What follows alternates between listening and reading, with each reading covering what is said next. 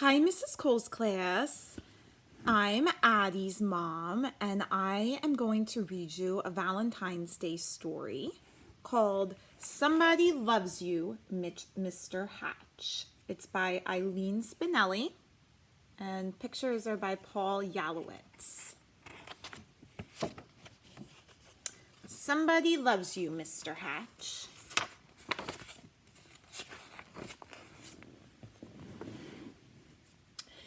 Mr. Hatch was tall and thin, and he did not smile. Every morning at 6:30 sharp, he would leave his brick house and walk 8 blocks to the shoelace factory where he worked. At lunchtime, he would sit alone in a corner, eat his cheese and mustard sandwich, and drink a cup of coffee. Sometimes he brought a prune for dessert.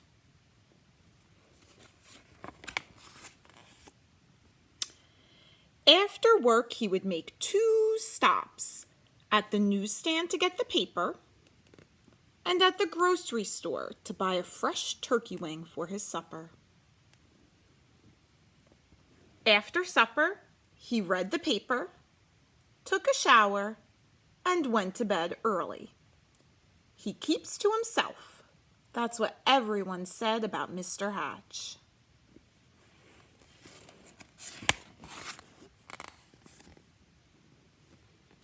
One Saturday, when Mr. Hatch stepped onto the porch with his dustpan and broom, he got a surprise. A package wrapped in brown paper. He had never spoken to the postman before. "Thank you, Mr. Goober," he said. Mr. Goober smiled. "You're welcome. I always enjoy delivering packages." Mr. Hatch tore the brown paper off. Inside was a white box, which he opened to find another box. This one was heart-shaped, all satiny red with a pink bow on top. It was filled with candy. Something fluttered to the porch floor. It was a little white card. He picked it up. It said, "Somebody loves you." So there's a little card. It says, "Somebody loves you." Only then did he remember that this was Valentine's Day.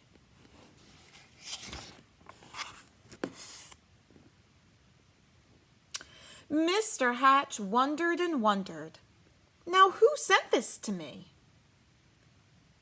He was all alone. He had no friends, and yet someone had sent him a Valentine. Who? Who? He put the box on the coffee table and tried to do some dusting, but every time he left the room, he had to keep peeking to see if the box was still there. He dusted and dusted, and the dust cloth seemed to whisper, "Somebody loves you. Somebody loves you." At last he flung the dust cloth away and exclaimed, "Why, I've got a secret admirer." And then he did something he had never done before. He laughed. He laughed and danced and clapped his hands, and then he took a piece of candy from the box and ate it.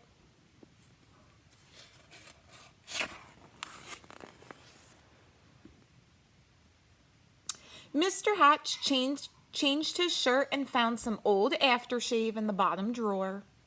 He splashed it on his face.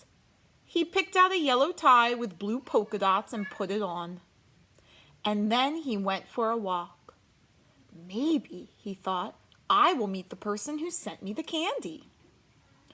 Of course, no one had ever seen Mr. Hatch wearing a tie, or smelling of aftershave, or smiling, so he got a lot of attention. Mrs. Weed tripped over her dog. Mr. Dunwoody nearly fell off his ladder, and little Tina Finn spilled all the toys out of her wagon. Mr. Hatch waved hello to them all.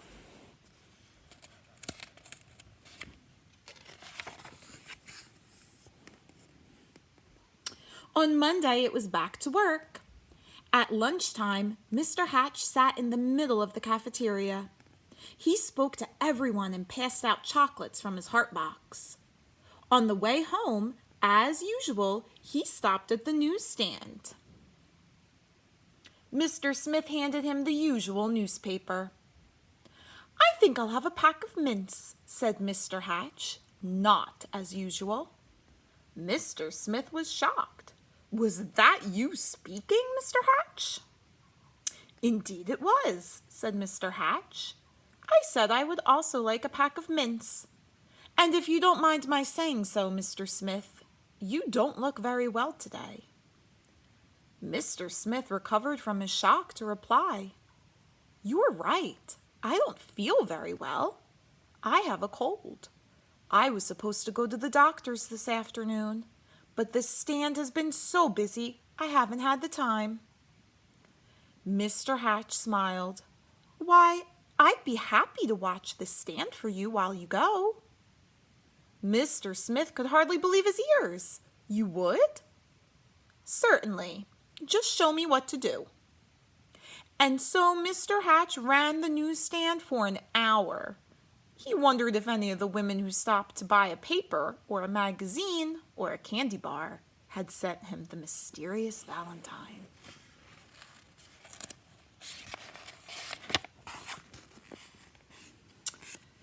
When Mr. Smith returned, Mr. Hatch made his usual stop at the grocery store.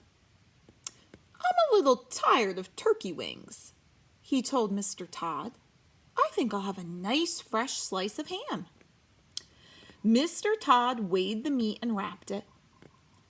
"You look worried," said Mr. Hatch. "I am," said Mr. Todd. "My little girl is late. She hasn't come home from school yet, and I can't leave the store to look for her until my wife arrives." "Goodness, why didn't you say so?" said Mr. Hatch. "I will go look for her." And so he walked to school and found little Melanie Todd by the swings and brought her home. Thank you," said the grocer. "Any time," said Mr. Hatch.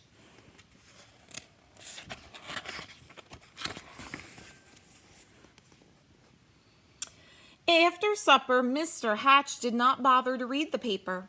He decided to bake brownies instead. It would be nice to have brownies to share the next day with the people at the shoelace factory. As he baked, the warm chocolate smell of brownies floated through the neighborhood. Children gathered round Mr. Hatch's house, sniffing the air. "Well, I suppose the factory can wait," said Mr. Hatch, as he looked out the window. And he brought out 2 platefuls. "Now, what are brownies without lemonade?" he said, and he stirred up a nice cold pitcher. When the parents came to gather their children, they had some brownies too. It turned out to be a picnic in Mr. Hatch's backyard. He dusted off an old harmonica and played songs he remembered from his boyhood. Everyone danced.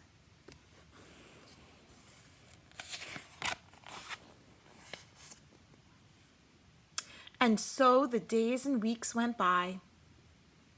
When Mr. Hatch wasn't smiling, he was laughing.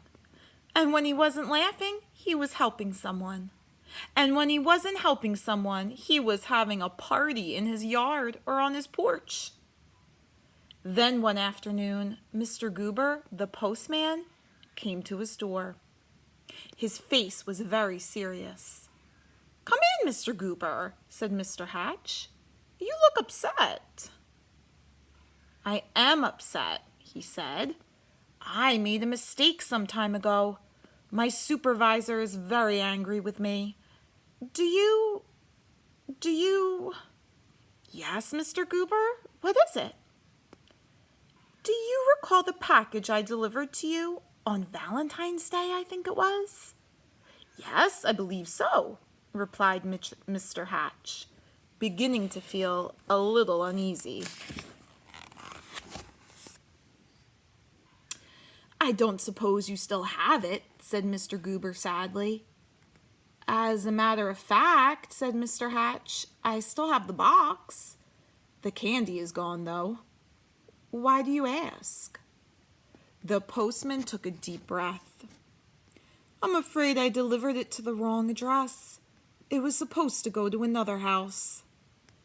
Mr. Hatch recalled tearing off the brown paper. It had never occurred to him to look at the address.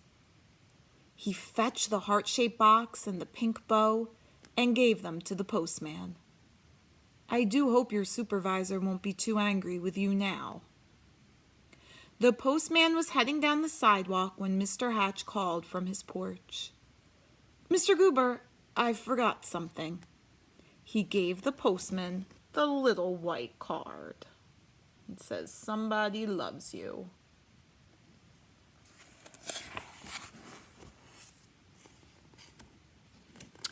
Alone in his living room, Mr. Hatch sighed. Nobody loved me after all. Then he read the paper, took his shower, and went to bed early. The next morning at 6:30 sharp, Mr. Hatch left his brick house and walked 8 blocks to the shoelace factory.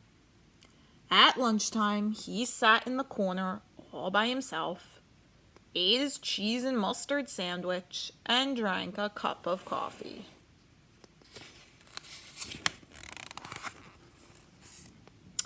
After work, he stopped at the newsstand for his paper, but he did not speak to Mr. Smith. And when he ordered his turkey wing for Mr. Todd, he did not smile. Nor did he pat little Melanie Todd on the head, or bake brownies, or have picnics or parties, or play his old harmonica anymore.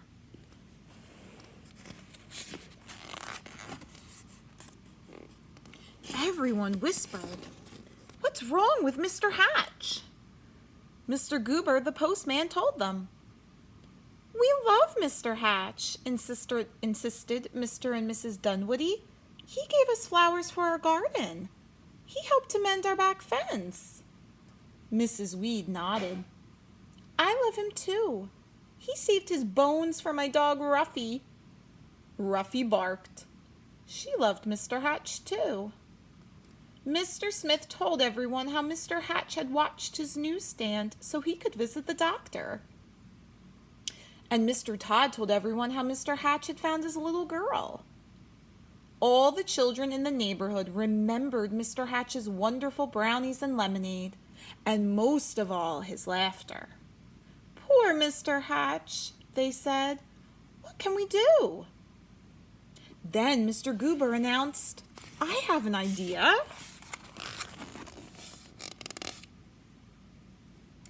On Saturday morning, Mr. Hatch woke to a bright and sunny day. He put on his old overalls and went out to the porch with his dustpan and broom. He couldn't believe his eyes. All over the porch were red and white hearts and pink bows.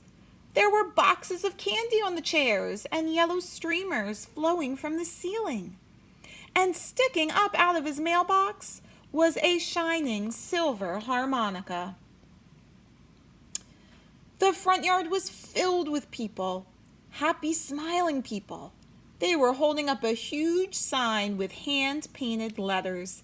It said, "Everyone loves Mr. Hatch."